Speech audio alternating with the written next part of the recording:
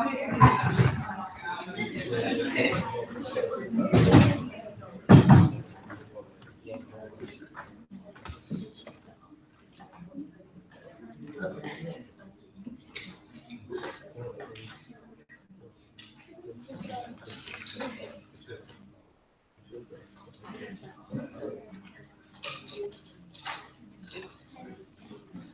then.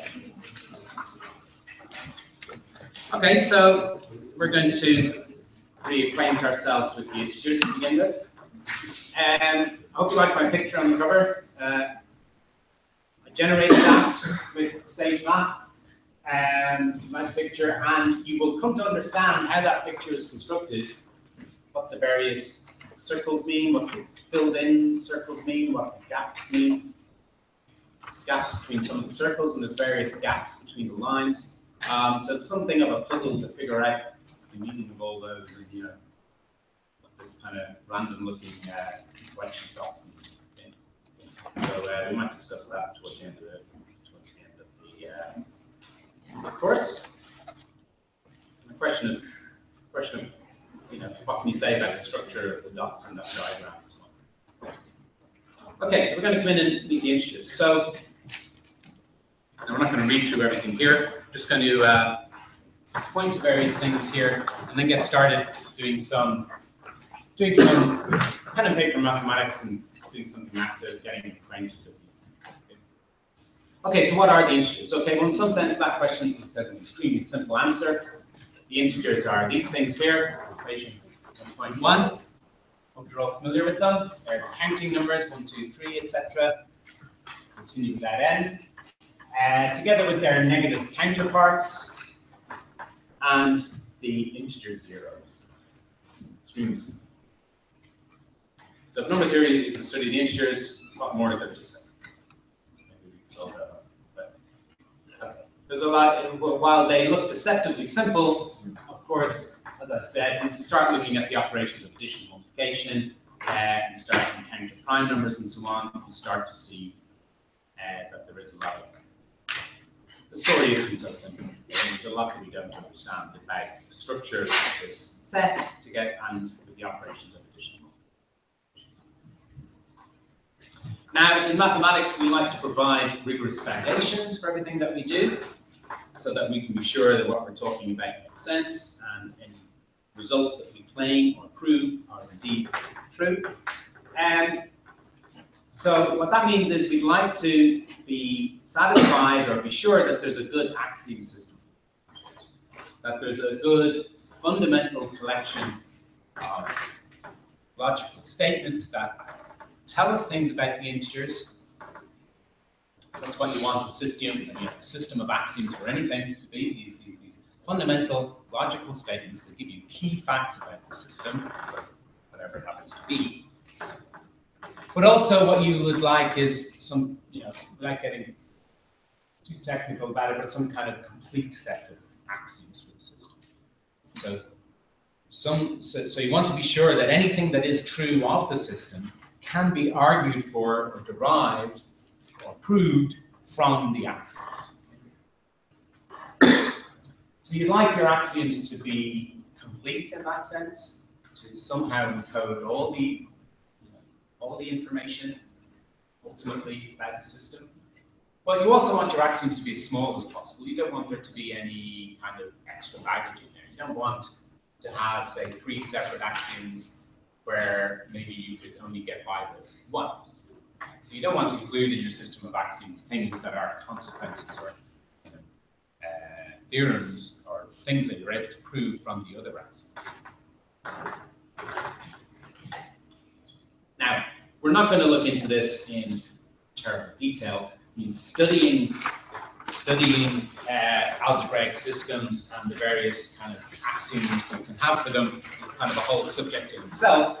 But we will have a look at them, okay? And there are various ways to axiomatize the integers. But this is one we're going to look at here. We've got a collection of 11 axioms, so 11 fundamental statements about the integers, from which we believe, or we use an operating assumption, from which every important mathematical fact about the integers, we would hope to be able to prove from those axioms. Now, this famous mathematician, Kurt Gödel, from the 20th century, who, and that's why I inserted the word hope to be able to prove every interesting mathematical thing from these. It turns out that that kind of a hope or that kind of a belief is maybe a little bit naive, and that there is something, not so simple about, but when you start to write down axioms for a system, it isn't such a clean situation. And he proved in some ways that it's kind of impossible to write down an axiom system for natural numbers or positive integers that somehow captures each and everything that is true about the integers. So it's probably fair to say that philosophers and mathematicians who focus on the foundations of mathematics are still kind of, there are different interpretations of what this result means and how it should be treated. And a fair number of mathematicians just completely ignore it and just carry on as before, even though it seems to be saying that there may potentially be holes in that kind of, or gaps in the amount of knowledge we might ever hope to have about the integers if we just follow this regular kind of axiomatic type approach. But anyway, that's an aside, and won't trouble us too much in our introduction to number theory. Okay, so now these 11 axioms aren't, hard to understand. When you start to look at them, you start to see that they're familiar things that you know to be true of the integers. So the first four all concern the behavior of the operation addition. Okay? Now, I'm quoting these axioms here using the letter S. Okay, so I'm not yet using the Z for integers, because these axioms are also true of lots of other systems. So I'm just using S as to stand in for some algebraic or number system. Okay, so you got two operations, an addition and a multiplication. These are binary operations. So addition, they both take two inputs. You take two numbers, you add them together, you get a third. You take two numbers, you add them together, you get a third. Okay, the first four axioms are telling you familiar things about how addition works with the numbers that you're doing. Okay? Addition is associative. Whenever you add three integers together, x plus y plus z, well, see, in order to do that, you have to remember addition, as it's fundamentally defined, is only a binary operation. You take two things, you add them together, you get a third. So if you want to add an x and y and a z, you have to decide how you're going to add it. Are you going to add x and y first, as it is on the left-hand side, and then add the result to z? Or are you going to add y and z first, in brackets, and then add the result to x? Well, associativity says that it doesn't really matter which way you evaluate it, it will always come to the same answer. Okay? So addition on the integers is associative, and addition on all the kind of familiar number systems is associative. There's an additive identity. It is a special element, which is called 0, and it is a special property that when you add it to any integer, x, you get the answer x. And so on. We've got additive inverses. We've got these negative numbers. So for every x, there's a number of minus x. So when you add x and minus x, you get the number 0 that was talked about in axiom 2. And then finally, for additions can be achieved. X plus y is the same as y plus x. Okay, no one would want to argue with these. These are certainly all true with the integers. You're all familiar with them.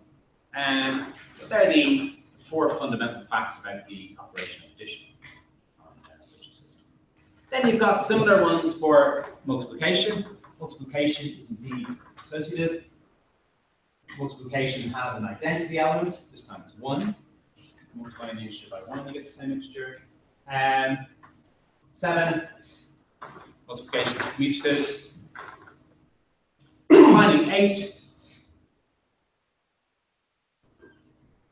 Okay, what we're missing here is we don't have an inverses axiom, of course. Okay, so we're going to be talking about the integers. It isn't true that there's a multiplicative inverse for the integer 2. There is no other integer such that when you multiply it by 2, you get back the multiplicative identity 1. There is a number that does that job, it's the number half. Half times 2 is 1, but of course a half is not an integer. So the integers don't have multiplicative inverses, so we certainly don't have an axiom saying that. But we do have this axiom 8, which is just distributivity.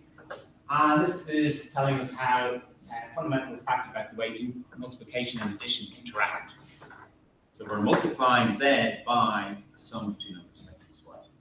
And that's the same as separately multiplying z by the x, separately multiplying by the y, and adding the z's. That fact is extremely familiar to you from back in primary school, of course. But you know, it's a fundamental axiom of this system. So the integers have addition and multiplication, and they also have another bit of structure in that there's a natural, mathematically meaningful notion of size to the integers. We've got small integers and large ones. Million is large, 2 is small. So the mathematical term for this is order. It's an ordering of the integers. Given a bunch of integers, you're able to put them down in meaningful sequence of increasing or decreasing order. Now, order has a number of aspects to it, so we need some axioms to describe that. Again, there are a number of different ways of quoting it. Here it's quoted in axioms 9 and 10. They don't speak directly about order, about the greater than relation. That's what we're talking about, really. But these axioms talk about a special set P. The set P is a P for positive. So if there's an ordering on a system, then you will have all the elements that are greater than zeros. Okay? Those are turning positive. And the axiom talks about properties of this set. So it says, so the system S plus and multiplication is what we call an ordered ring. If it has this special subset P, P should be not empty, probably have to say that there. Yeah. So it's this subset which we think of as containing all the positive elements. And two fundamental facts about the order or the set of positive elements. First is trichotomy, which says, well, your system S consists entirely of the positive integers, their negative counterparts, and then the one integer, which we haven't mentioned yet, which is 0. So the positive integers are 1, 2, 3, 4, 5, etc. Their negative counterparts, -1, -2, -3, etc. And then the one we're missing is 0. So trichotomy says that your system S consists of all those integers. It's equivalent to saying that for any given pair of integers, one is either they're the same integer, or one is bigger than the other. So if you've got two integers x and y, if it isn't the case that x and y are in fact the same, two different integers, then either x is bigger than y or y is bigger than x. Every two integers can be compared with the order relation. There's no pair of integers with some funny relationship that they are neither bigger nor less than one another. Okay. So this order relation applies to all of the integers, and there's no weird stuff there. Pick any two integers, they're different. One of them will be the bigger one. And finally, axiom 10 talks about how addition and multiplication behave with respect to the ordering. And as it's quoted there, you can see that it's saying that if you take 2x and y and p, so you take some positive elements, x and y, when you add them together, the result will still be positive. And when you multiply them together, the result will still be positive. Now, there are all sorts of other results about multiplying and adding negative numbers that you know about. If you multiply two negatives, you also get a positive. You multiply a negative number and a positive number, you get a negative number. We don't need those as extra axioms because, in fact, as you'll see in some of the exercises, they can, in fact, be derived from the other axioms. Remember I said that in a set of axioms for a system, you want it to be as compact as possible. You don't want to have superfluous axioms in there, which don't really need to be there because they're consequences of it. So any other kind of fundamental property you're thinking of in terms of how positive and negative integers behave, it's already encoded there in some way through a combination of the various axioms 1 to 10.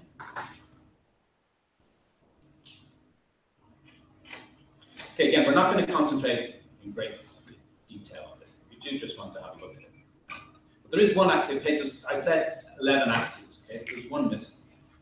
And we do need another axiom, okay, because all these things, these properties of addition, properties of multiplication, the fact that the elements can be ordered, we haven't really captured the essence of the integers yet, okay, because axioms 1 to 10 are all true of the integers, the rationals, and the real numbers.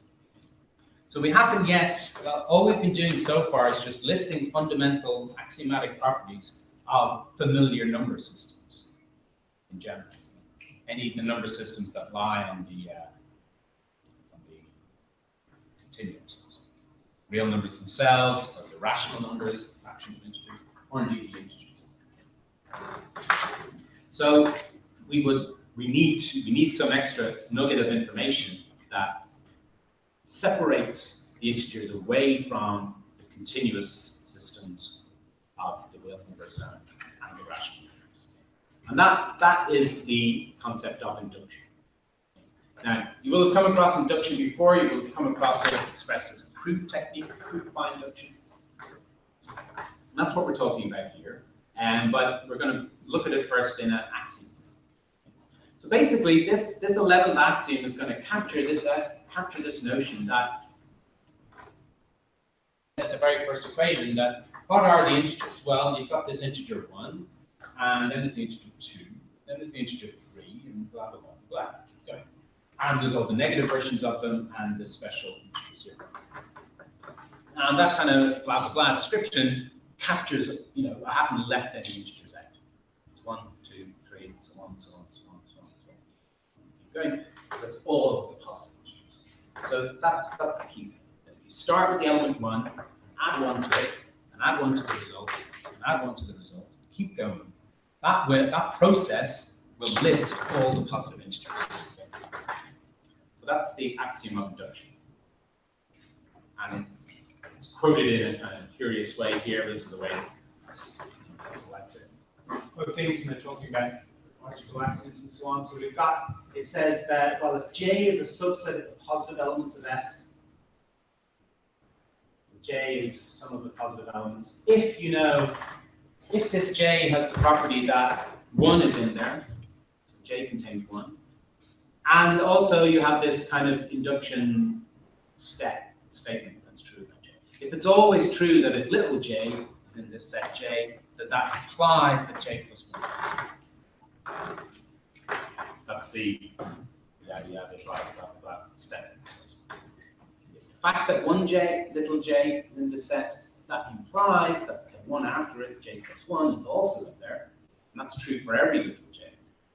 If these two statements are true, then in fact, j is nothing less than all of the positive elements. So this axiom is saying, in a way, the statement. If you take the statement to the bottom of the previous page, if you take the element 1, add 1 to it, add 1 to the result, add 1 to the result, and so on, keep going, that will list all of the possible integers.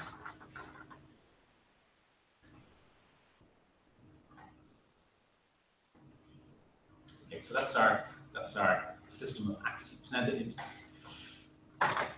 induction axiom also comes in another flavor. So it's also what at first looks like a completely different way of looks like a completely separate factor. This is the well-ordered axiom.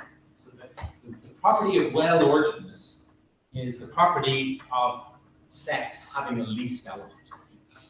So a system is well-ordered if so I'm reading 11b here, if every non-empty subset P has a least element.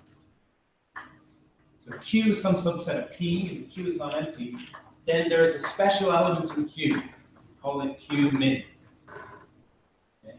For every other Q, Q min is either less than or equal to that Q. And it'll be an exercise, maybe in the next lecture, maybe in one of the tutorials, to argue that in fact, the reason they're called 11a and 11b is they're really both saying the same thing. You can derive 11b from 11a, and vice versa. You can derive 11a from 11b. They're just two different flavors of the same factor, two different ways of saying the same fundamental idea. And sometimes we'll present things in terms of induction, as we're studying integers, and sometimes we'll make use of the well-ordered way of talking. So these are our axioms. Now in practice, how we're going to work is, well, you see, axioms 1 to 10 are really just your familiar algebraic manipulation.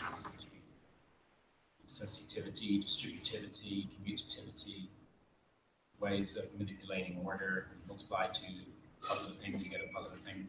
So axioms 1 to 10, we're not going to waste time, or we're not going to spend the time to separately justify every time we use axiom 4, every time we use axiom 7. We're going to take axioms 1 to 10 as our normal kind of inbuilt good algebraic intuition about how to manipulate integers, how to manipulate familiar numbers, the integers, the rational numbers. But induction is so important. You see, induction isn't true in the rationals. You can't do induction over the rationals and capture all the rational numbers. Even if you try to take some tiny rational number and add on some tiny amount, keep doing that same process. Okay, you get an infinite collection of rational numbers, but you keep missing rational numbers. Rational numbers have this property that between any two rational numbers, no matter how close they are, there's an infinite amount of rational numbers between those two. There's no way to inductively, in a useful mathematical way, to inductively capture all the rational numbers. There is a way to list them, because the rationals are countable. You can walk through them one by one and walk through them all, but not in any kind of way that's usefully attached to addition or multiplication.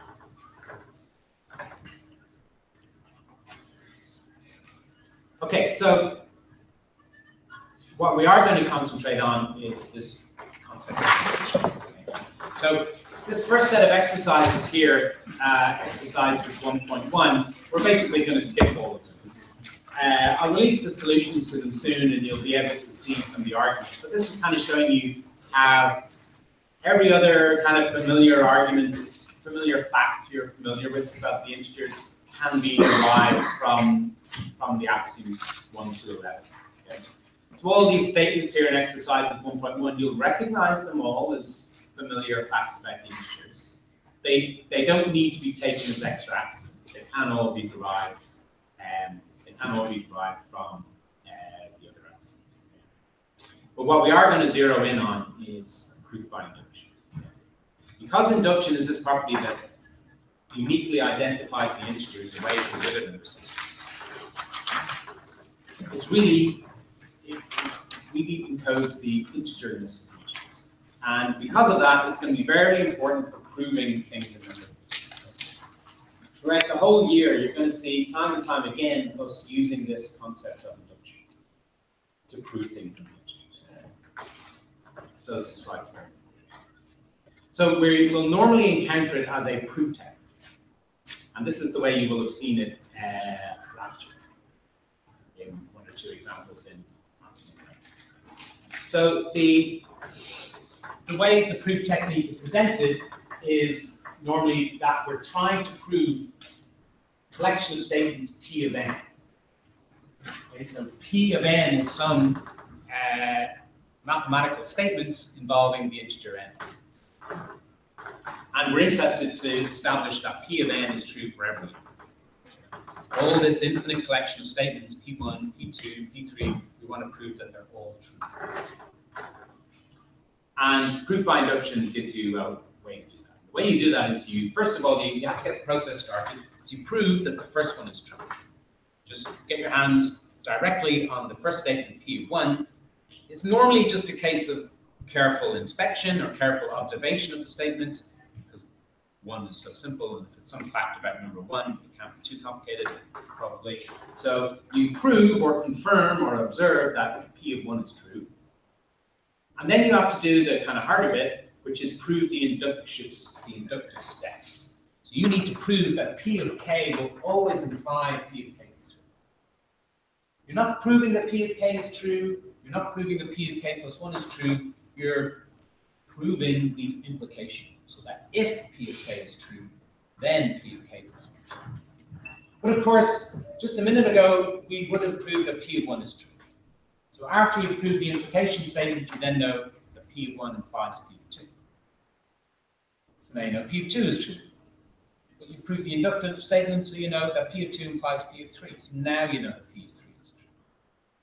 Then you know that P of 4 is true. After that, you know that P of 5 is true, etc., etc., etc. And because we know from the axiom of induction that this inductive process, going from 1 to 2 to 3, having 1 all the time, goes through all of the positive integers, that means that if you prove those two bulletproof statements there, you will have established that P of n is true for every positive integer. So this is where we're going to dive in. And when I see you tomorrow afternoon, we're going to be working on doing example proofs by induction. Now these are all, okay, some of these are inequalities, or these are all kind of summation formulae. So between now and tomorrow afternoon, you could be working on these if you have the time. But we will certainly start doing some examples of these, and we will use these for our tutorial next week, and a few other problems that I'll give you as well. Okay. So that will get us started on proof by induction. Now, this is the normal way we meet induction. In the beginning, you kind of prove this kind of summation formulae and so on. But we will be using it in many interesting ways throughout the course. We'll be inducting on different things. Sometimes we'll be proving things about all polynomials. And we'll be doing induction on the degree of the polynomial. Or sometimes we'll be proving things about all integers, and we'll be inducting not on the integers themselves, but on the length of their prime factorizations. So the induction can get quite sophisticated. It isn't always just used to prove kind of summation. So we'll definitely be getting our hands dirty tomorrow afternoon with these, and we will take it from there. Okay?